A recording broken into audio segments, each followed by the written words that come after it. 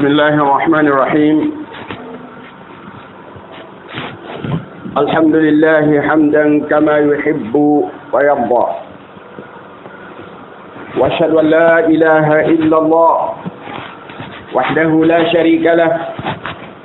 واشهد ان سيدنا محمدا عبده ورسوله صلى الله عليه وعلى آله وصحبه ومن تبعهم بإحسان إلى يوم الدين. عباد الله، اتقوا الله تعالى واحذروا من عقابه، واعلموا أن النفوس ثلاثة: نفس أمارة بالسوء، ونفس لوامة، ونفس مطمئنة. ولا شك أن شر هذه النفوس هي الأمارة بالسوء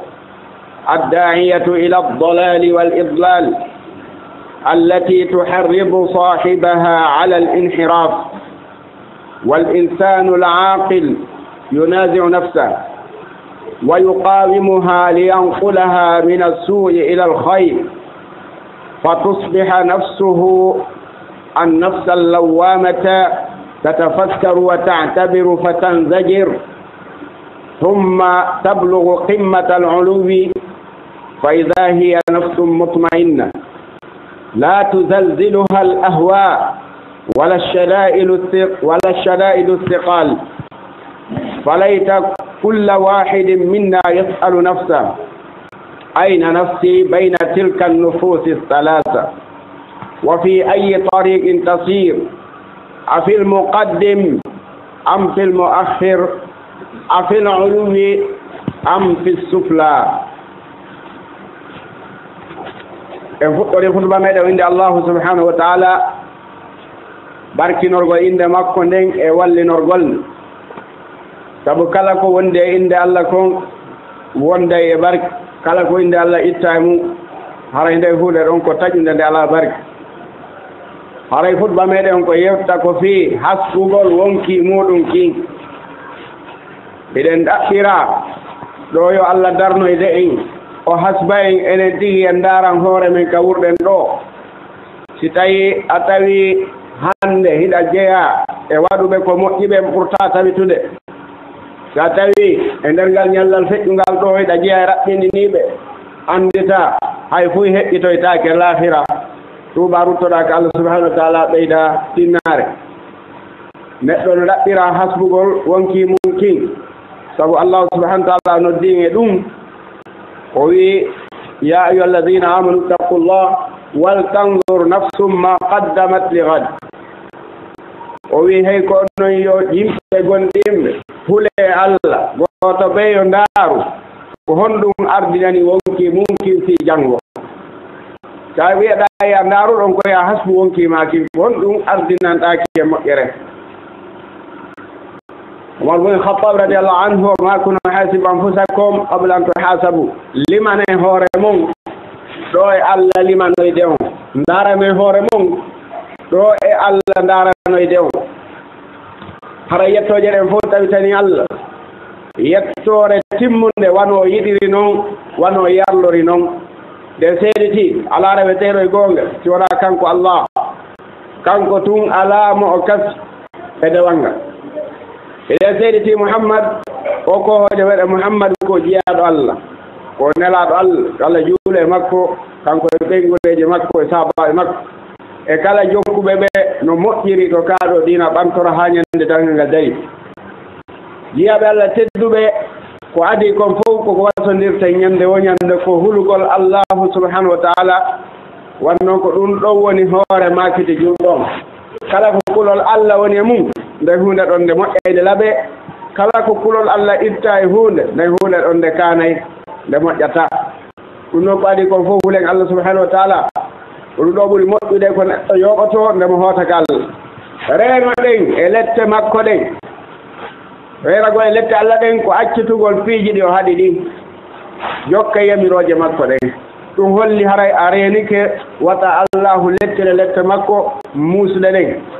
Anden ɗiɗo wonkiiji wonɗi e meɗen.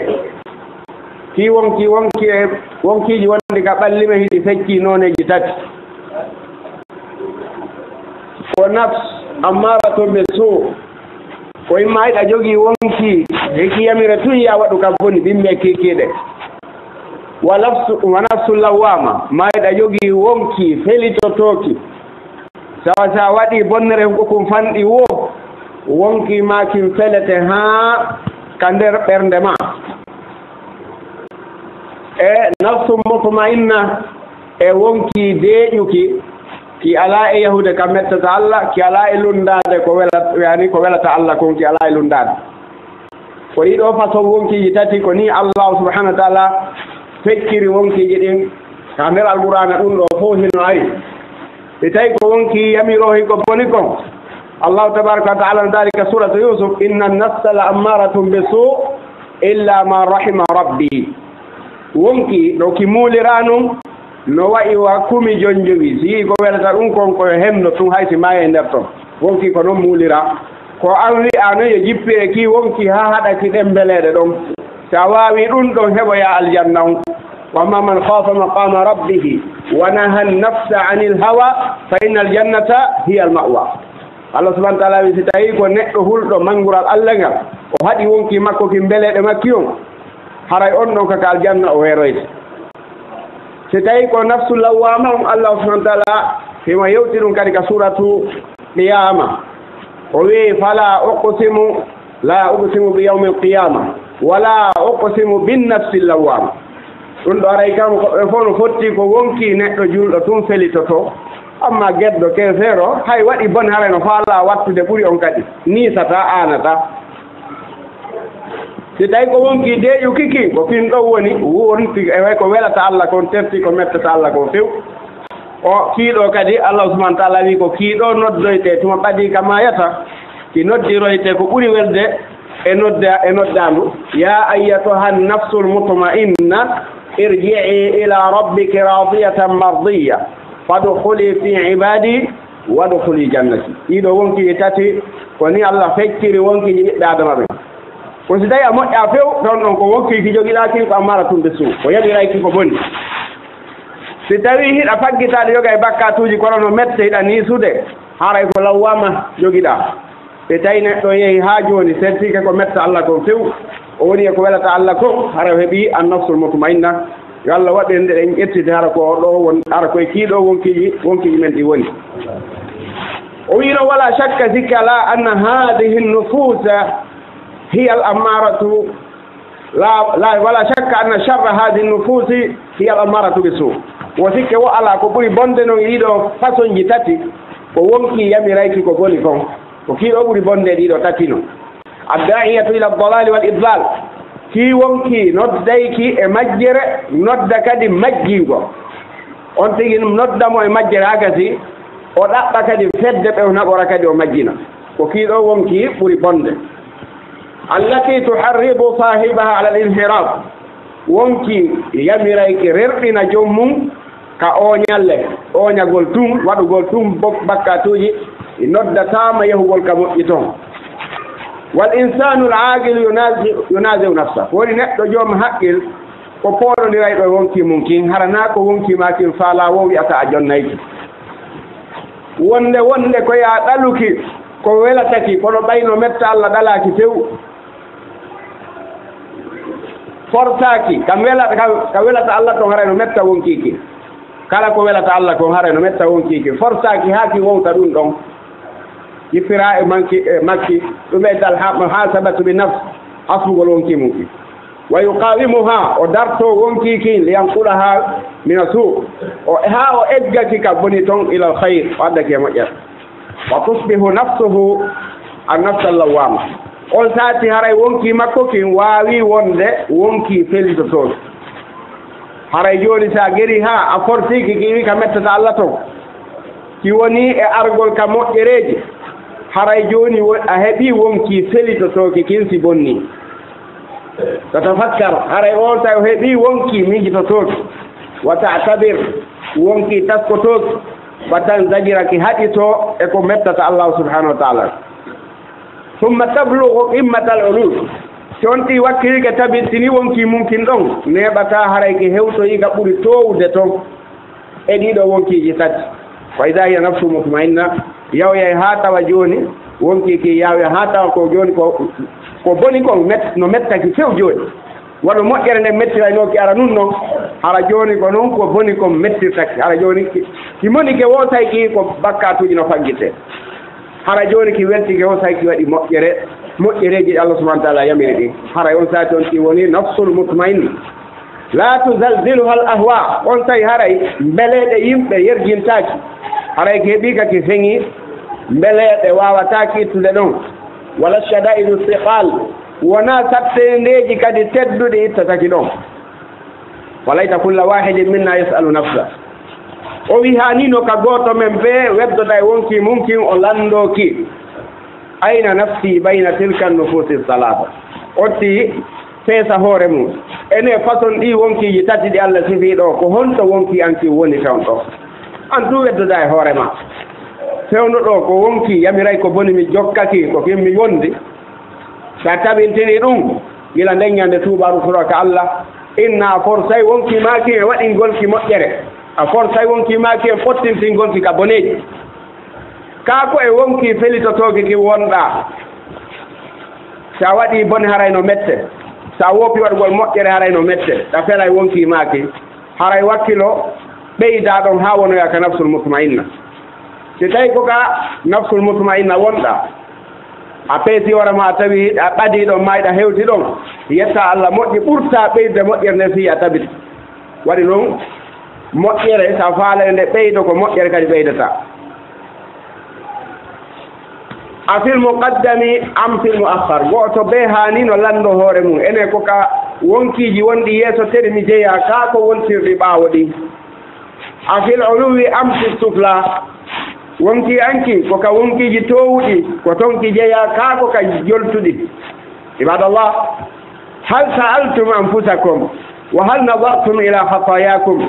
walaw kushifat lakum lastahyaytum min qubhiha o jaaɓe Allah tedduɓe yalliɗon landade wonkiji mon ɗin yalliɗon darude ɗi goopi ɗi bakkatuji wonɗen wadde faljereji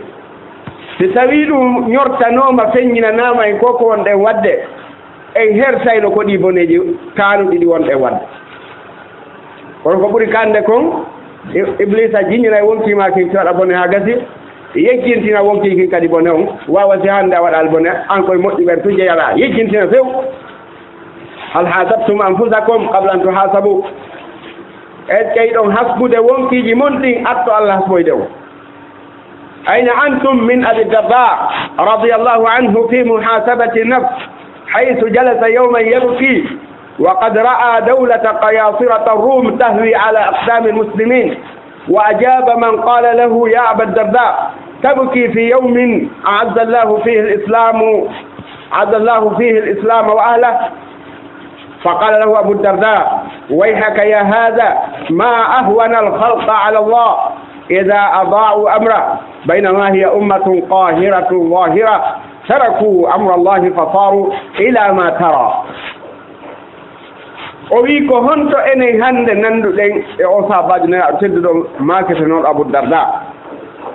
lolluɗo sabajo nantuɗo inde ka kulol Allah e ka renare ko ono hasbayno wonki munkin kanko o darayno piiji ɗin fof battaneji mum ɓe gandi leydi Cham hari ko romiyankoɓen portoɓe laamino toon ɗum wiyeteno bilade Rome si wiyama Cham haɗa ɗo hawtiri ɗon hande Liban ɗo hawtiri ɗon Syrie ɗo hawtiri ɗon Palestine Israël ko laami kon hande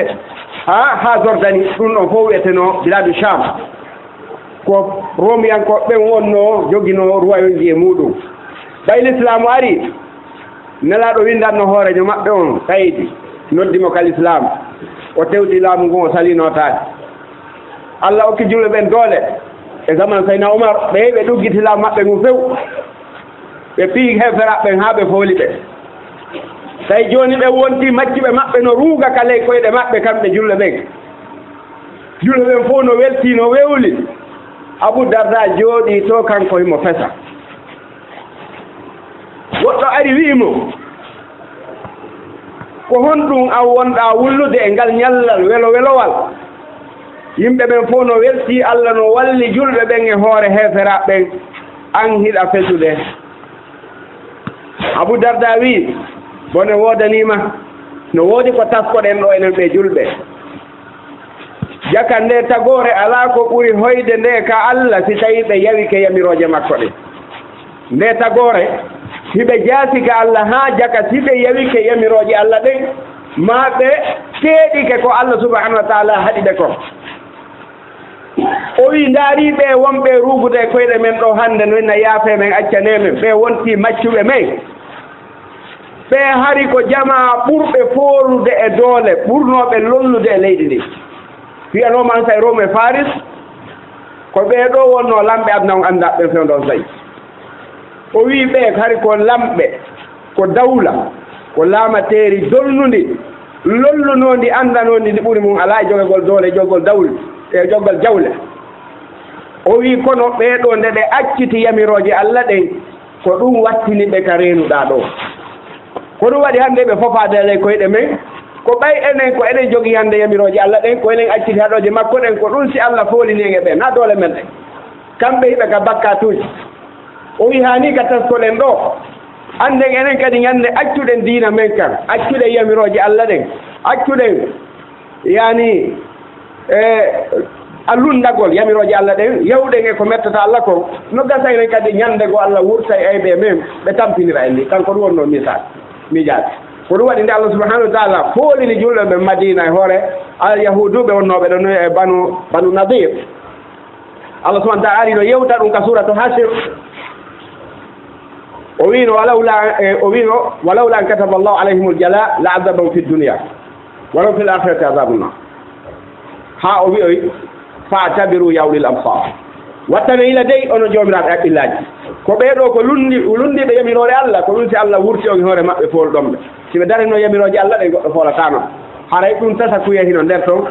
o yi Abu Darda ɗo kanko heɓi ɗo giiɗe o heɓi ɗo faamu ko buyi heɓaali e mum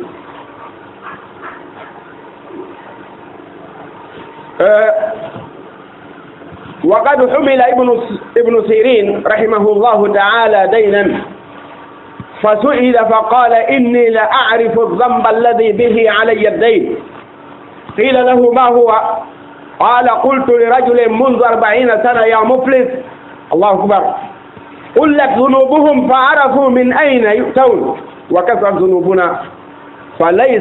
فلسنا ندري من أين نؤتى وأنا مثال oɗo na sabajo me ko yiwɗo sabaɓe nenaɓe yaaɗo e tabinaɓe no wiye Muhammad bun Sirin yani ko e juuɗe Ummu Salama woni ko sonnajo nelaɗo on woni ko jibina o jandi huwa min attabi'in ko e tabinaɓe ɓen o jeeya lolluɓe ɓen kadi o nangano fi ñamande kanko ko karamokojo jannowo mais o yeeye kadi o heɓuno noon o ñawlino ñamande tiiɗude yani e makko haa ɗum wanno sabu o naadoya kafo ɓe lanndimo ɓe inni ko honno woniri am eɗen tañƴini nini ko am ɓuri men fof hulde Allah ko woni karama ko amen ko honno yahiri haa ronkuɗa heɓude hay ko ñaama haa ñamaale fawi ma wano ɗe ɓaw lanndama fii ɗum ko honno nde ñamande fawrimo o yeetiɓe o wi min miɗo anndi ko honɗum woni sabu gi dongi ñamande fawilam ɓe wi ko honɗum o wi mi fottuno e goɗɗo needi komi wolanta on ɗo kon heɓi duuɓi 40 mundu 40 sana mi fottuno e goɗɗo tawi o mara jawdi ko perduɗo mi jalirimo ɗum minnimo ya muflis minni an neɗɗo perduɗo dirita quoi mi yawimo ko sabungol konngol ɗon rondilande ñaman ɗo min kadi Allah andinayla woni jaga perde komo Allah rondi wo ko sabu ɗum ndaare o wi noon kanko winduɗo Kutuba o wi wattane yila ɓeeɗo junubuji maɓɓe ɗin fanɗu ko ɗum waɗi si ɓe annditi ko wanno duuɓi 40 nan on ti ko mi tano ko bakkatu mo waɗi wano hitande ma duuɓi 2 wo kamɓe ko ɓay junubuji maɓɓe ɗin ɗuuɗa ko ɗum waɗi o annditi ko bakkatu mo wanno gila duuɓi 40 o miiji ko on faymo nder ɗo ñamande o wi enen noon hannde bakkatuji men wo bakkatuji maɓɓe ni kamɓe no fanɗuno ko ɗum waɗi kala ko heɓunoɓe ɓe yijitatono kitam ɓe annda ko honɗum woni sabu mum ɓay Allah subahana taala no yeeti en kala ko heeɓi en e junubuji kala ko heeɓi en e tampereji fabima kasibat aydikum haray ko juuɗe mon ɗen faggitani ɗum enen noon hannde o wi junubuji men ɗi no ɗuuɗi haa hay hay heɓuɗen jarrabu en andata ko honɗum fonnere honde nangira ɗen hakke ko ɗum oɗo kanko o anditi ko honɗum waɗi par ce que uɗuɗa bakkatuji enen noon hannde ko miijiteɗa o a miijitoto bakkatuji ɗe annda no foti miijoɗa ko ɗum woni sabu Allah fawdema ko fawma ɗo kon ha ronka andude ko honto oɗo waɗi enen annda ko honto wona ɗen iwtiraneɗe ha jarrabuyeji ana e men haray wattane ila hasɓen wokkiji men ɗi wona e yamiroji Allah ɗe acciten haɗoji Allah ɗen aqulu qawli hada wa astaghfirullah li wa lakum wastaghfiru innahu huwal ghafurur rahim.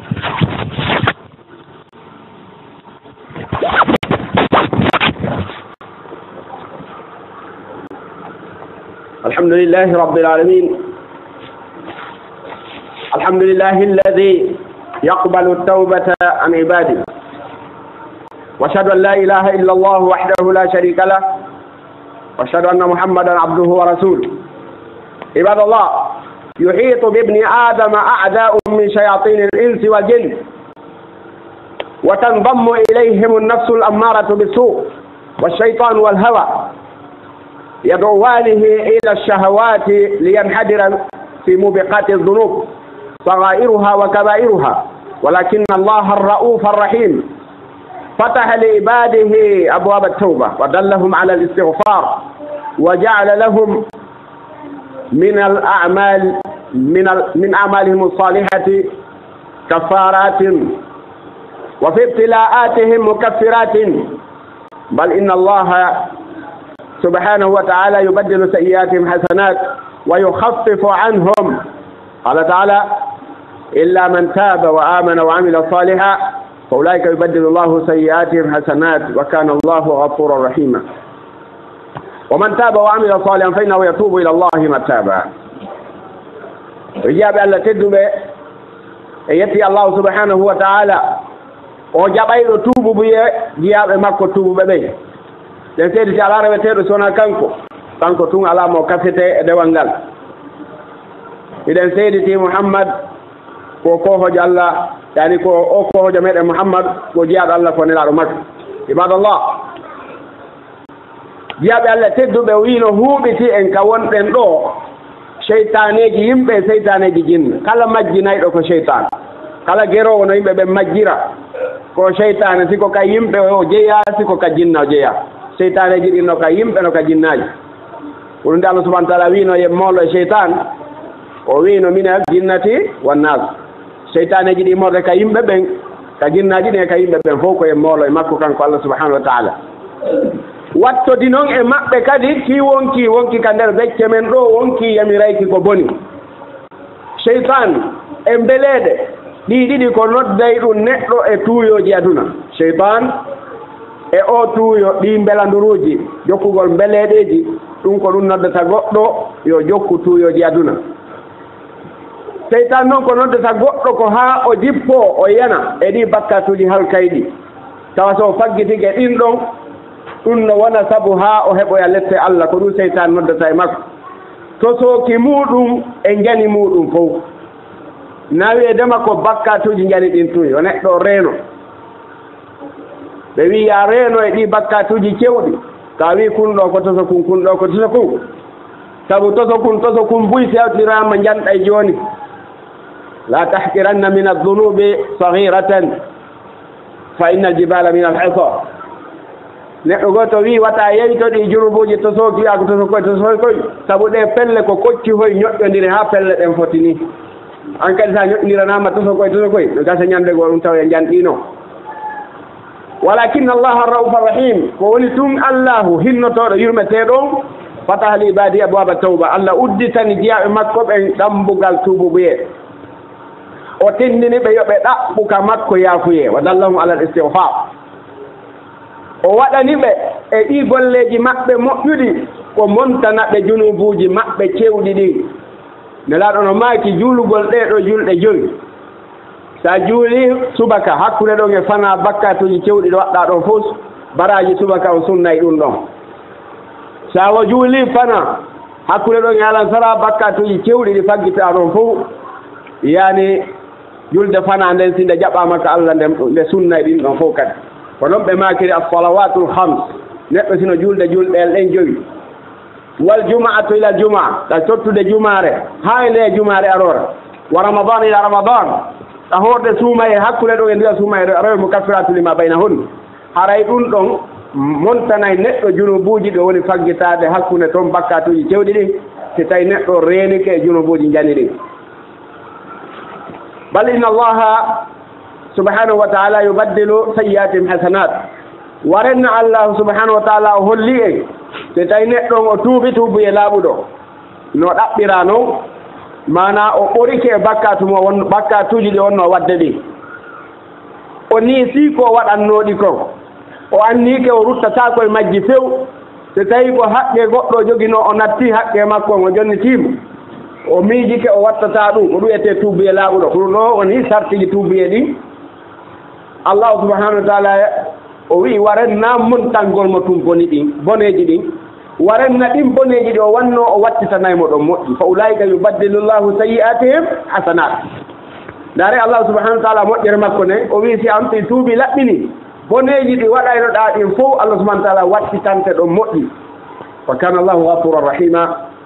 allah o laatike o siforike kanko ko yaafotoɗo ko yurmeteɗo wa man taba wa amila salihan fa innahu yatubu ila allahi mataba o ɗimmiti kadi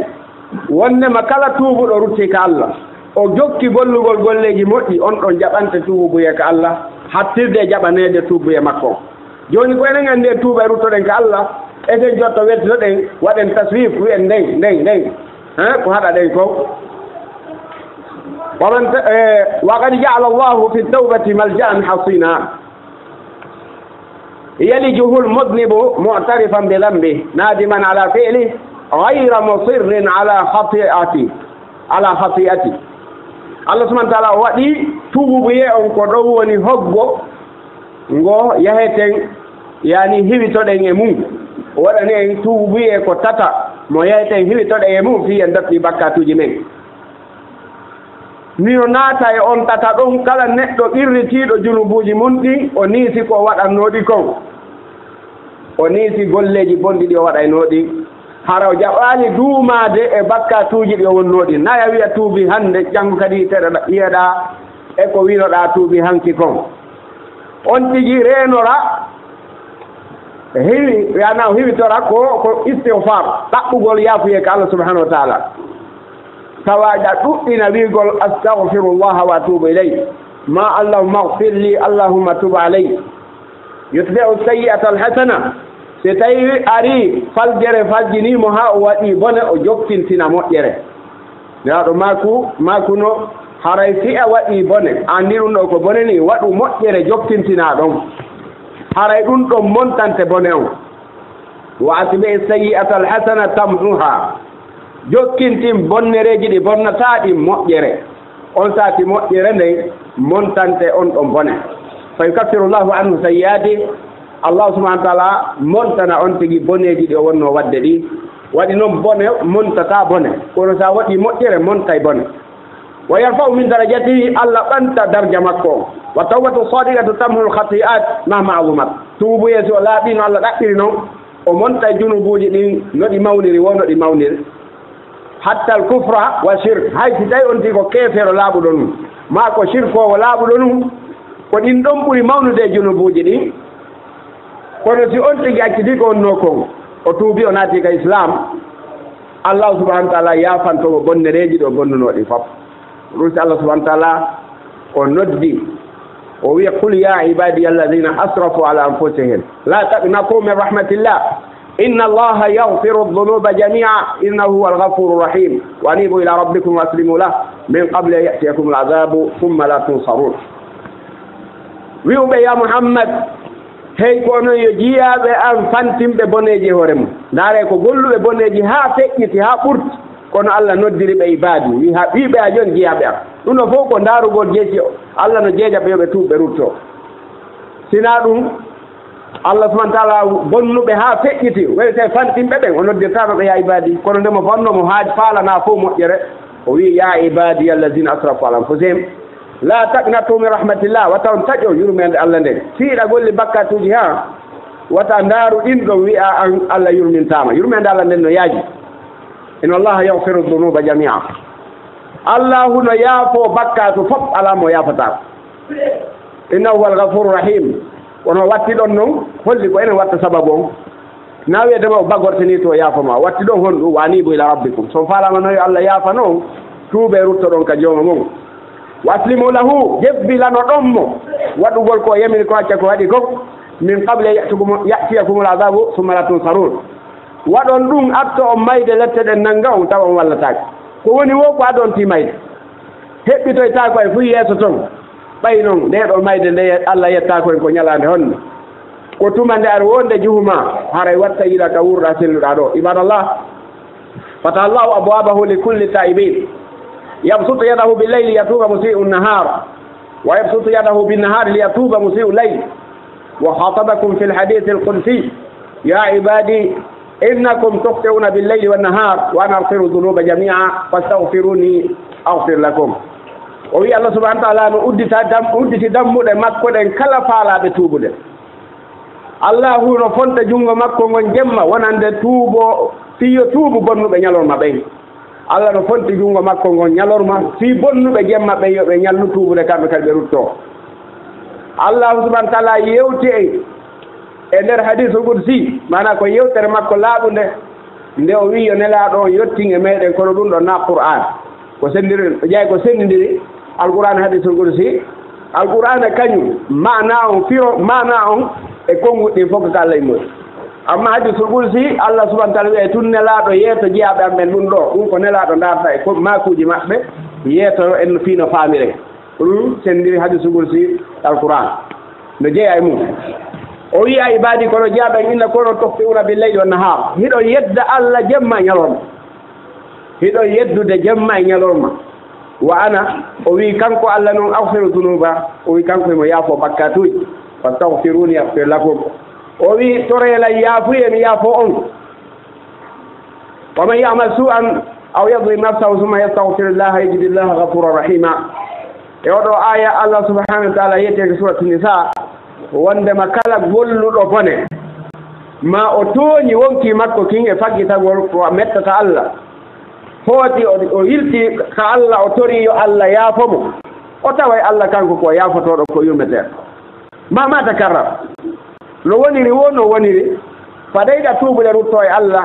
allah subhanahu wa ta'ala kanko o wiya mo udditanma dambugal tububu yewn faman dhanna anna dhanban la yattasi'u li'afwi llahi faqad dhanna bi rabbihi dhanna saw kala sikkuɗo no woodi junubu mo wawata natude e ley yaafuye allah si tawi neɗɗo on tuubi o ruttike ka allah o sikki on ɗon o jaɓantake tuubu biye haray o sikki allah sikke bonga allah subhanahu wa ta'ala udditi damal ngal fof wonande fof kala konti bonni yo artu tun o tuuba o anni o wattata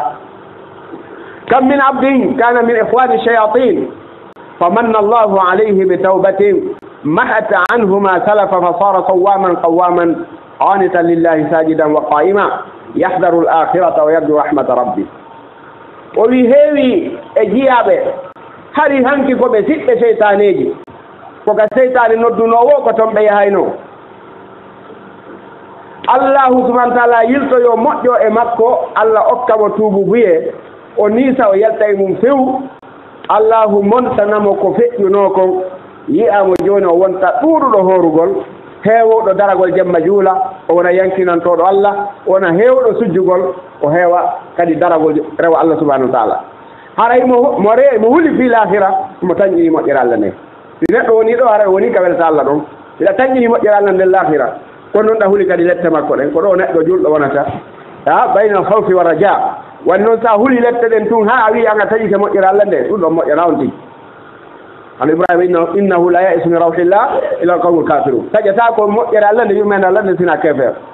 ina noon kadi ya innum min hannde mi moƴƴi ha mi ɗaɗi lette allah ɗen ko ya wonu kadi huluɗo ɓa anda ko ɗum allah subhanahu wa ta'ala jogori wadde ha ñande allah ƴettituma o tawa hiɗa hoore ɗo ɗum waɗi aboubacry siddiq mo fof en fof wiɗen ko kanko ɓuri moƴƴude ɓa e ɗeɗo mofte l'islam ɓawde nelaɗo feƴƴini kanko wino kanko hay koyngal makko ñamal ngal naati ka aljanna faɗe nanal ngal tawtal toon bafal ngal fala hoolaki andi neɗɗo naayi o won tañƴiniɗo 100% kanko ko neɗɗo e aljanna ha ɗum joƴƴinamo e faggitagol moƴƴereji na kadi ya hulu lette ɗen ha taƴoɗa moƴƴere allah nden ko ya wonu hakkunde ɗon الله سبحانه وتعالى كدو ولا تمو ويدعونه خوفا وطمعا وعند نود الله تروم وتاو هولي لت ماكو دين راتاني لي يومن ماكو دين كدو ولي موجره قال سبحانه وتعالى نود جاب بن دون اقول قولي هذا واستغفر الله لي ولكم فاستغفروه انه هو الغفور الرحيم اللهم اعز الاسلام والمسلمين اللهم اذل الكفر والكافرين اللهم دمر اعداءك اعداء الدين برحمتك يا ارحم الراحمين يا رب العالمين اللهم ارحمنا فوق الارض وتحت الارض ويوم العرض عليك برحمتك يا ارحم الراحمين اللهم إنا نسألك الهدى والتقى والعفاف والغنى اللهم ارزقنا طيبا واستعملنا صالحا اللهم إنا نسألك العفو والعافية في الدنيا والآخرة اللهم فارج الهم وكاشف الغم مجيب دعوة المضطرين رحمن الدنيا والآخرة ورحيمهما أنت ترحمنا رحمة تغنينا بها الرحمة من سواك اللهم يا حي